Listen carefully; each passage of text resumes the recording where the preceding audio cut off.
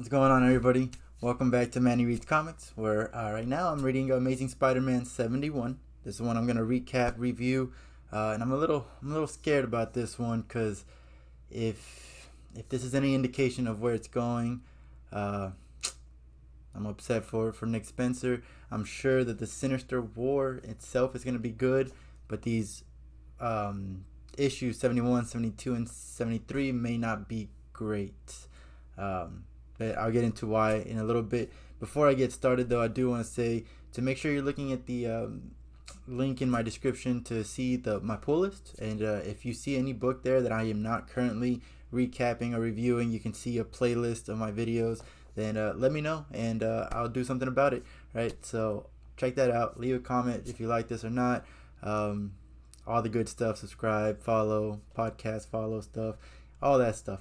Anyways, back to the stuff that we're here for. Amazing Spider-Man 71. This is the cover. It's a great cover, by the way. It's Kindred just holding Spider-Man in his hand, in his fist, and he looks menacing, right? So it's a great cover. I like it, but it doesn't follow through with the story. It's here. The cover looks like it's a dangerous time for Spider-Man, and it is. Don't get me wrong, it really is. But I would say if you're interested in reading the Amazing Spider-Man, if you're not picking it up yet, I would say wait till 74, 75 when the new writer picks up, because this is, if you want to pick it up now, I would pick up the Sinister War storyline instead of these, because these kind of just seem like filler episodes, if you catch my drift. To start off, when I opened the book, immediately I was like, who's the artist? This is amazing. I love this art. And it's Federico Vicentini and Federico Sabatini. I don't know how they found two Federicos, but they should draw more books. They should draw more Spidey. It's art across the book is amazing. But it does start off with this huge splash of Spidey fighting the Sinister Six. He's fighting the Lizard off. You got the Craven right next to him, and a couple of other Sinister Six members.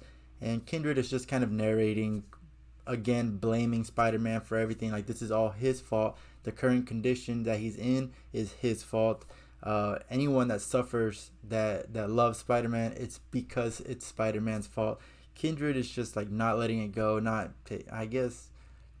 taking responsibility for his actions. I don't know how else to say it. But then we just move on from there. It's like I said, it's a good page, 2 pages of fighting and him narrating of why Spider-Man is just delaying the inevitable, because he's gonna fight back. That's what he does. He fights back, and that's pretty much it. When we turn the page, we get to Mysterio, and he appears with MJ. And my first thought, coming from the Sinister War 1, was, oh, this is where Mysterio shows his hand, basically saying like, hey, I took you because I'm going to save you in this form, or here's the plan. But no, he just starts talking to MJ about where they are. Like, this is where it all first started, and he talks about his time in hell and how he was tortured. You know, obviously he was a villain, so pretty soon, though, Kindred found him and made a deal with him. And Kindred, when he found him, he had his mask off, so he knew that it was Norman from the very beginning. But then he starts bringing up the plot in Spider-Man. And what I mean by that is basically he brings up the end of one more day, basically, of when this Kindred, this Norman, passed away, and basically it's just kind of all a mystery right now. Like, I'm saying that this Norman is that the one that died in One More Day and all that. I mean, he didn't die in One More Day. I'm confusing storylines here, but that's just an assumption on my part, so I could be wrong. But it's a very good assumption considering everything that's been said since the beginning of Nick Spencer's run. But they start talking about that, so that's great.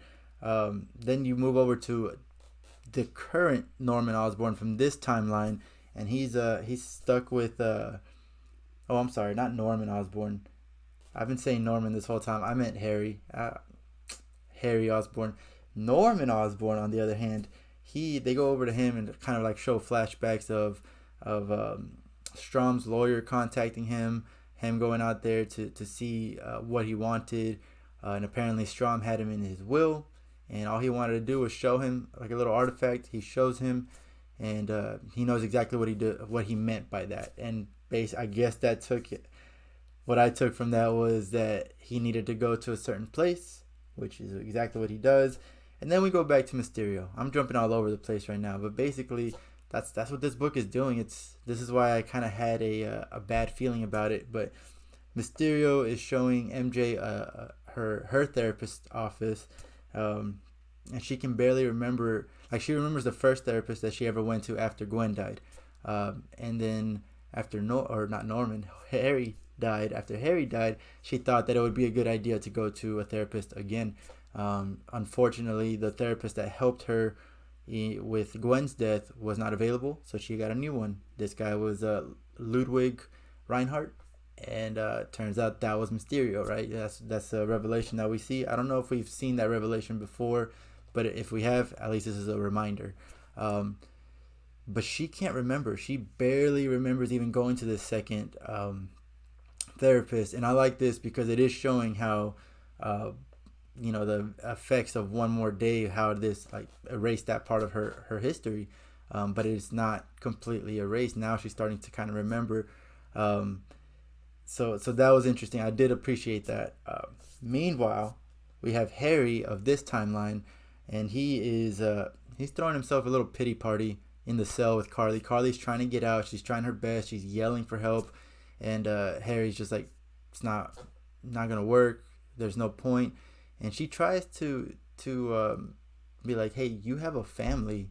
You need to help me, or you need to do something about this. And he's just like, I've failed them before. Like, this is nothing new, and it's just a pity party on his part. And he has a point to the fact that, like, yeah, this is nothing new, but to just give up like that's pretty weak. It's weak, Harry. But then he sees that the door is open. The cell door opens, and I guess hopefully he got like a little fire in him, even though that's obviously a trap. The cell doors don't just open, but this allowed, I guess it gave him a little bit of a hope, because he did shut Carly up as she was reprimanding him and said like, hey, all right, let's go. But that was it. That's all we see from them. Then Kindred tries to go back in not back in time, but he goes to the ambulance where he died, and this is just another clue of that this is the Harry Osborn from this other timeline, from pre One More Day timeline.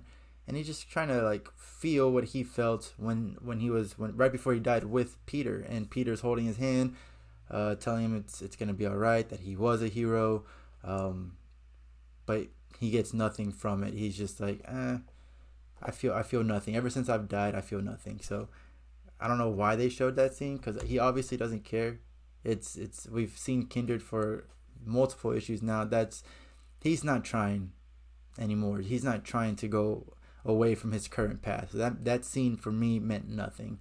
But then the next scene is MJ still doesn't get why she doesn't remember Ludwig, and it makes sense to us who have read One More Day.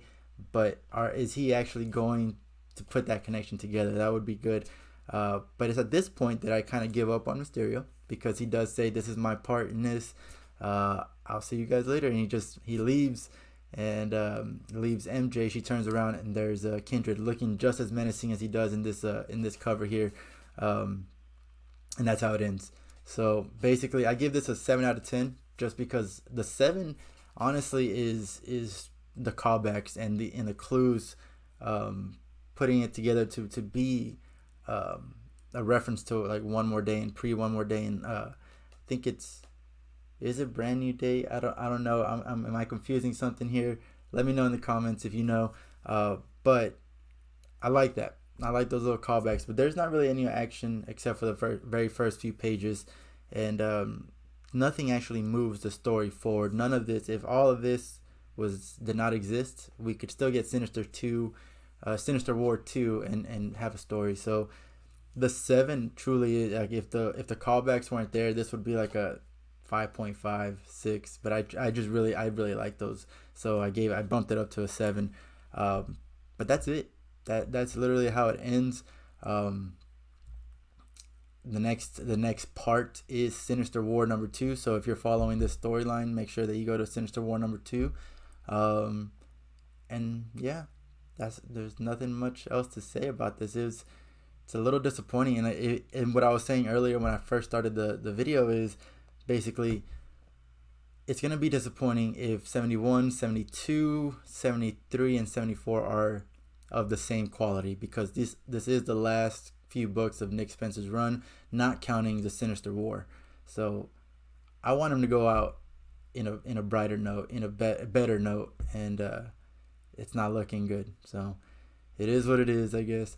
Other than that, let me know what you thought. If you read this issue. If you didn't read this issue, let me know if this convinced you to not read it or to pick it up and move along.